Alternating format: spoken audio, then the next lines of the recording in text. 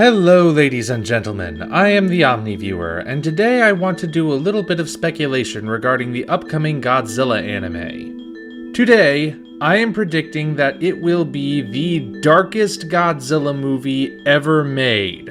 Yes, even compared to the original and the Return of Godzilla.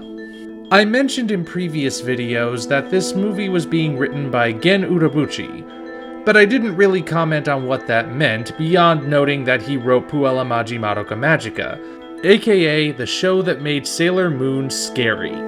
The more research I do, however, the more I'm bracing myself for this Godzilla to go places no other film has gone before. In otaku circles, Gen Urobuchi has earned the nickname Gen the Butcher, based on his reputation for creating characters you care about, and then creating stories that put them through a meat grinder. It turns out Madoka Magica is one of his lighter stories. You heard me, the series that turned magical girls into horrifying monsters and made this the face of terror incarnate isn't as scary or messed up as Gen Urobuchi's writing can become. You see, Gen Urobuchi has a unique perspective when it comes to being a writer.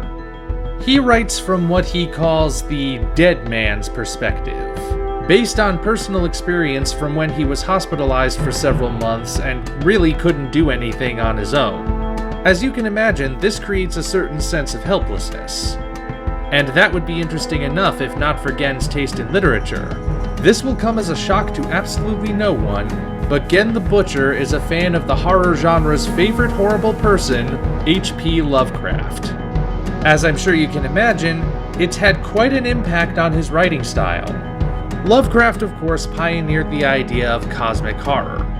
Well, it had sort of been introduced by previous authors like Edgar Allan Poe and Robert Chambers, but Lovecraft is the one who really brought it into the public consciousness.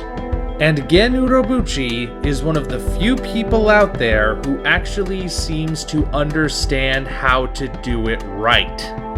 A lot of people out there say they're doing cosmic horror, but always miss some key element that keeps it from being exactly what it's supposed to be. Sometimes Cthulhu is just a substitute for the Judeo-Christian devil. Sometimes the heroes come out of the story completely unaffected. Sometimes the psychological aspect is thrown out completely and replaced with over-the-top gore.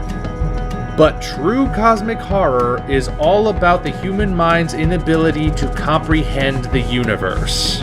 It is about taking the protagonist's humanist view of the world and completely shattering it by revealing things he can't even begin to understand. And even if he manages to get to the end of the story alive, he probably won't last much longer after the final sentence is read.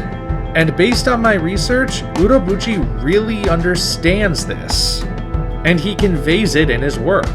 A prime example may very well be the visual novel Saya no Uta, or Song of Saya, which, well, let me put it this way. The girl you're currently looking at on the cover, she's a Shoggoth. I'll just let you find out the rest for yourselves. Now, people have drawn parallels between kaiju and the creatures from the Cthulhu mythos before, and certain elements have even worked their way into the movies. For example, there's a scene in Rodan which plays out very similarly to Lovecraft's story Dagon.